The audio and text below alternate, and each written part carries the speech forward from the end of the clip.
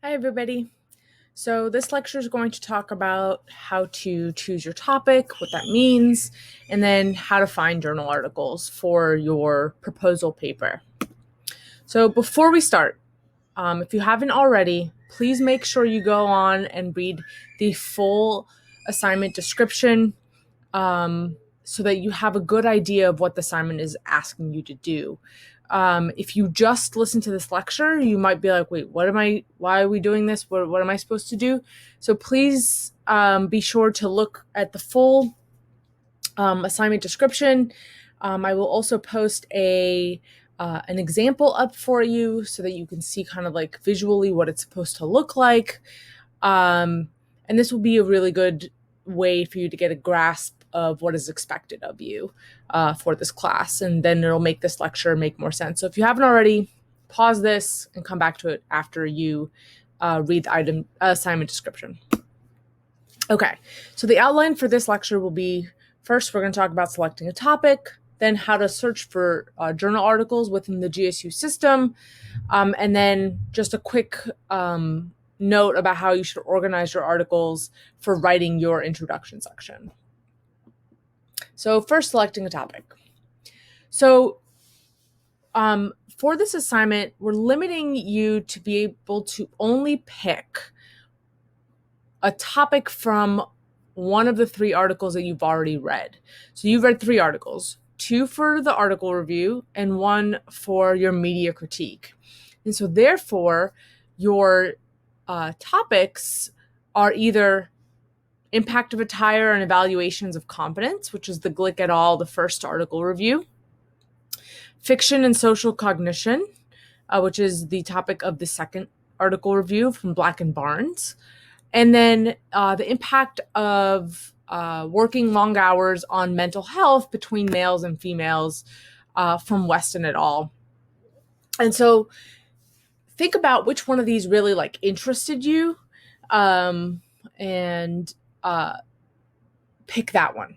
I recommend choosing the one that you most enjoyed reading or you most enjoyed learning about, because the more interested you are in this topic, the easier it'll be to do this assignment. And if you're like, well, I hate all these topics, well, tough. These are your 3 topics, and choose the one that best fits your interests. And if none of them do, then that's okay too. Okay. Part of your homework for this week will be to submit your topic, which will be one of these 3.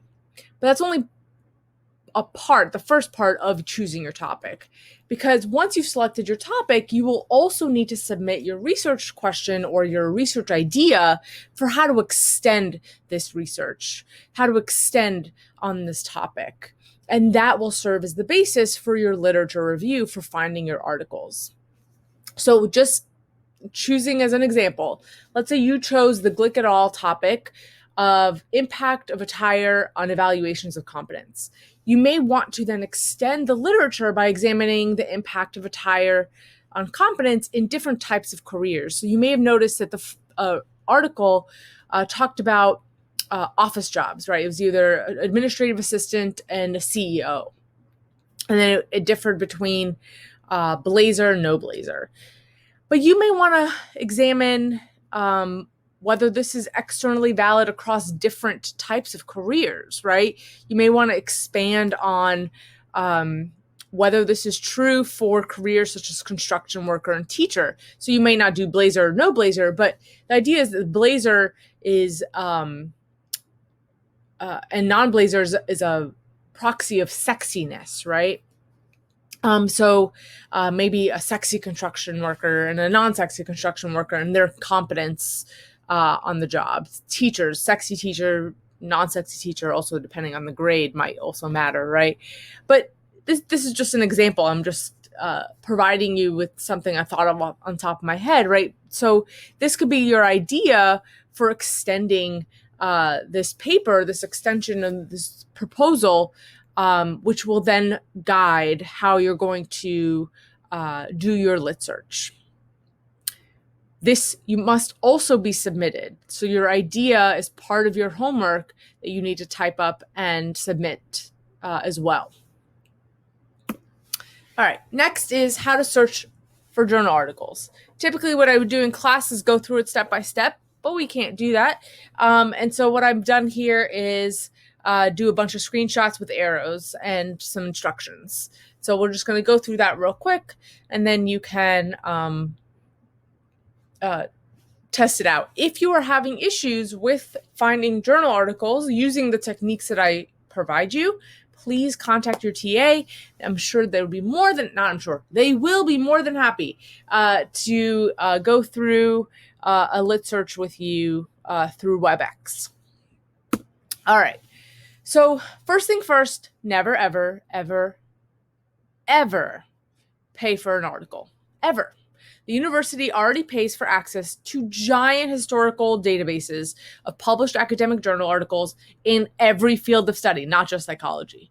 So we will be accessing the database for psychology that's called PsycINFO using the GSU library homepage. Okay, so first thing first, you're going to go to your GSU homepage. Let me pull out my handy dandy laser pointer. So you're going to go to the GSU homepage, then click on Students.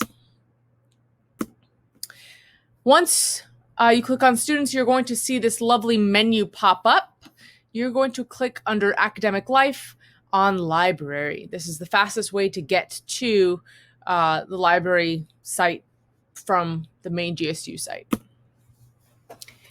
Once you get to the library site, yes, you could just, if you know the library website, you could just go there.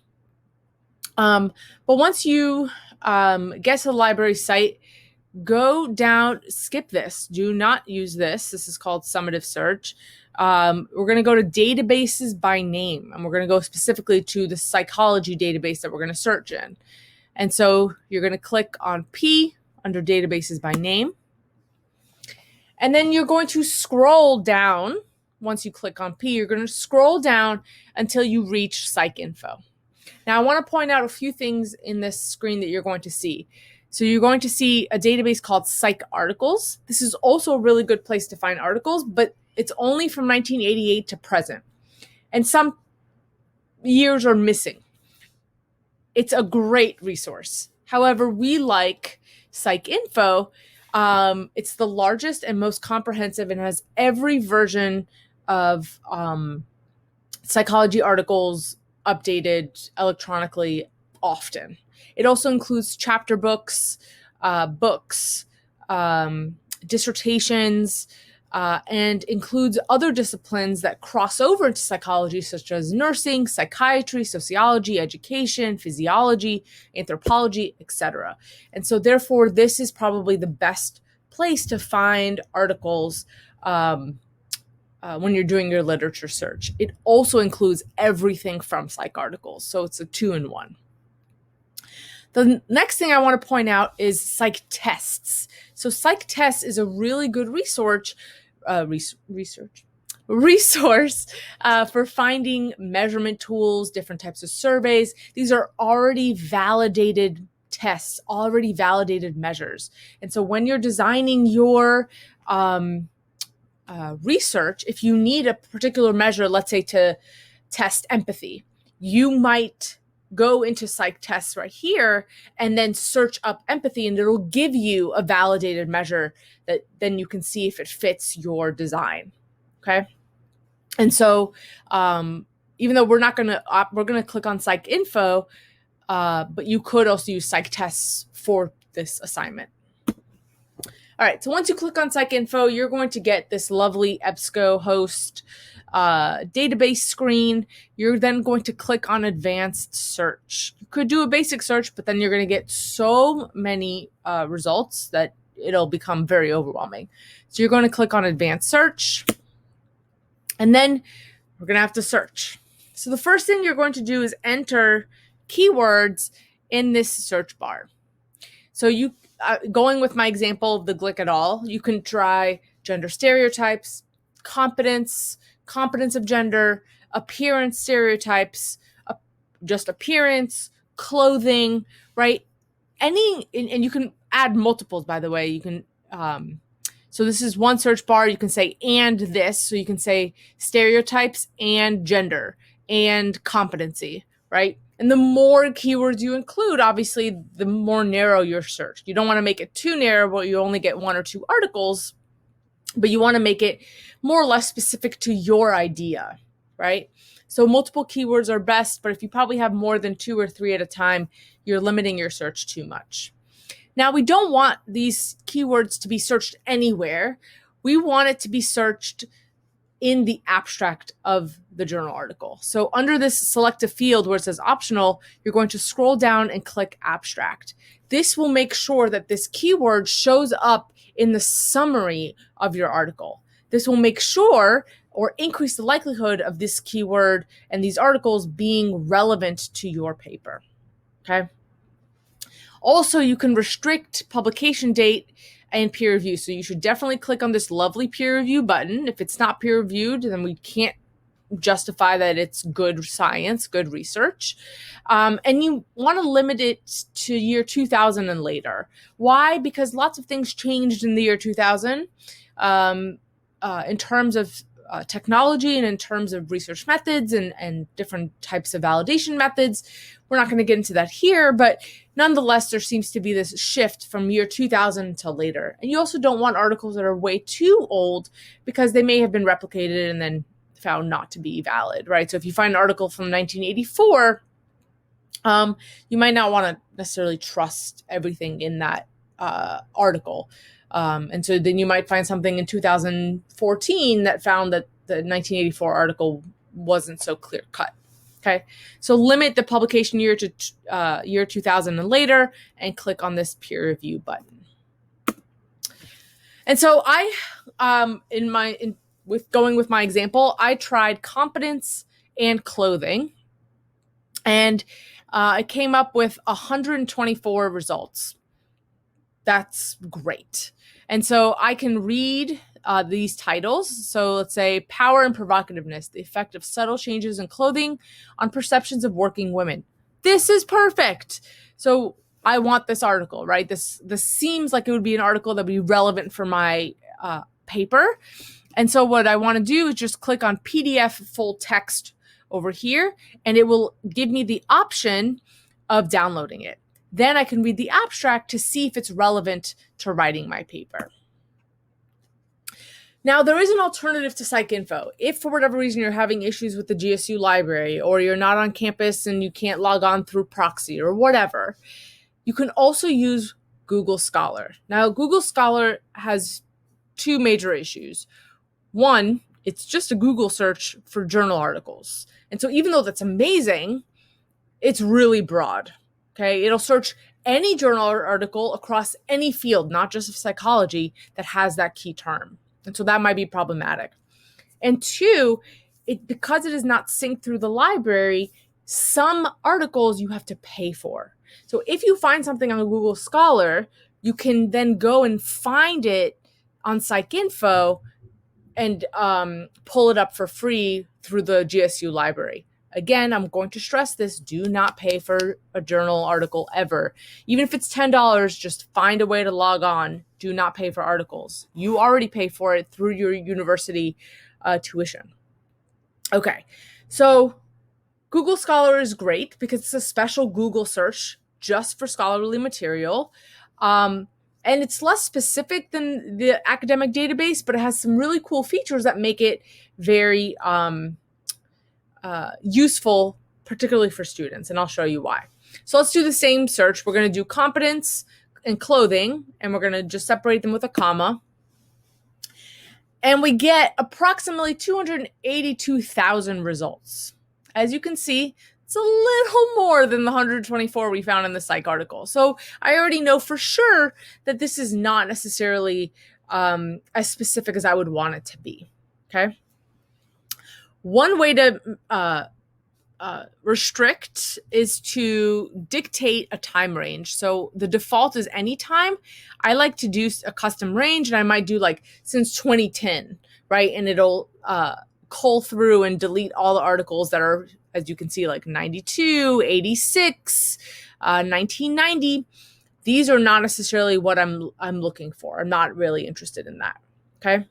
Now, if let's say I was interested in This article from 1990, because I'm like, even though it's older, it's the title is perfect. The effect of clothing attractiveness on perception. This is exactly what I'm looking for. So I might really want this article anyway. If it has this PDF right here, if I click on that, it'll give me access to the PDF. Okay. And so I don't necessarily have to go through the GSU website in order to get it. If it doesn't have that, it might just say find it at GSU. This is because I logged on through the GSU internet, and so it knows I'm at GSU. So if it doesn't have this, it probably means you didn't log on at GSU because you might not be on campus, rightfully. And so if it doesn't have that, don't get freaked out. It might have nothing. And so you might click on it, and then you read the abstract to make sure it's relevant. Then you'll have to go to the GSU website, go to the library, and search for that specific article title. Okay. Now, there are two cool features that I want to talk about. So let's say I found, right, the effect of clothing attractiveness on perception. This article is from 1990, and I think it is way too old, right? It's outdated. And so I want to see articles that are similar to this, but I don't want to do another search. So underneath, you might see all of these features. This feature right here, cited by 51. If I click on this, it will give me a list of all the 51 research articles that have cited this article.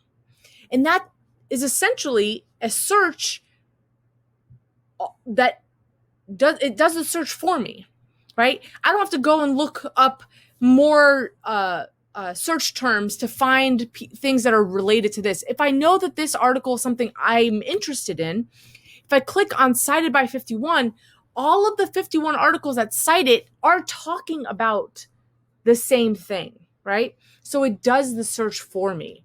And there's only 51. No, that cuts down, even from my GSU search, it cuts down all the potential articles that are going to come up. Alternatively, let's say I find that this Lenin person comes up a lot, and this person has lots of articles about attractiveness and perception. And so I could hover over this person's name, and if it's hyperlinked, you can click on it and it'll take you to their researcher profile where it'll list all the publications that they've ever had. And so if I click on this person's name, it'll click on their profile, and it says that they're from Indiana University. It already verified their email, suggesting that this is a real person at a real university.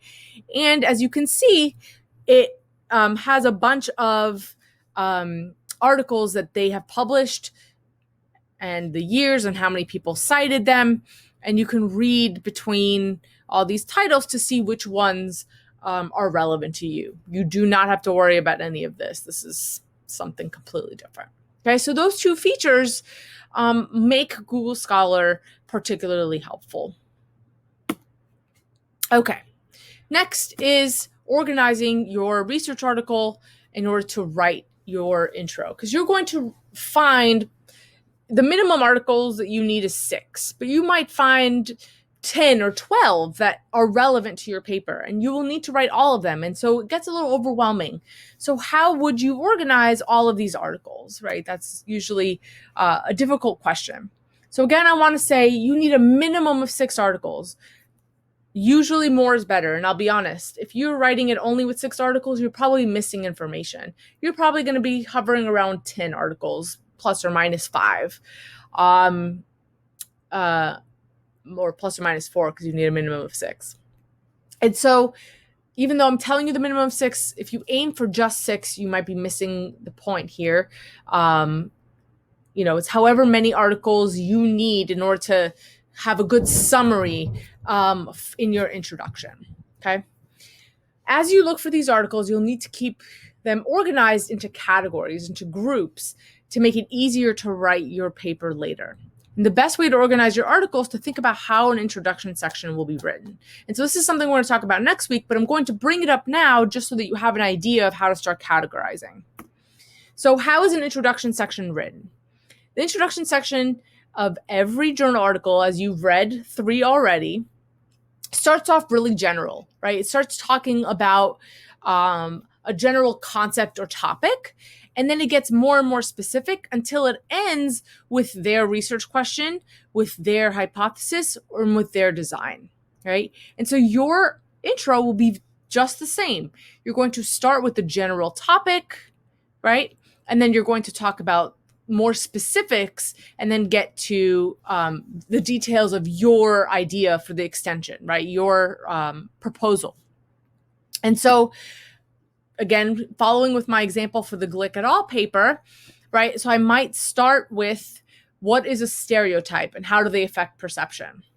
And then I might talk about gender, right? So what about gender stereotypes specifically, particularly for women, right? So I went from general, just talking about what is a stereotype, then went a little less general to gender stereotypes, then a little less general to particularly female gender stereotypes. And then I might talk about how these stereotypes impact competence in different occupations, which might be over here. And then I might discuss how attire, specifically attire, influences perceptions of competence, which might be very, very specific, right? And so if I find, let's say, 2 or 3 articles for each of these types of topics, right, I can group all the papers, the 3 papers or so that I find just about stereotypes, group them together, and then I know that those are the ones I have to talk about first.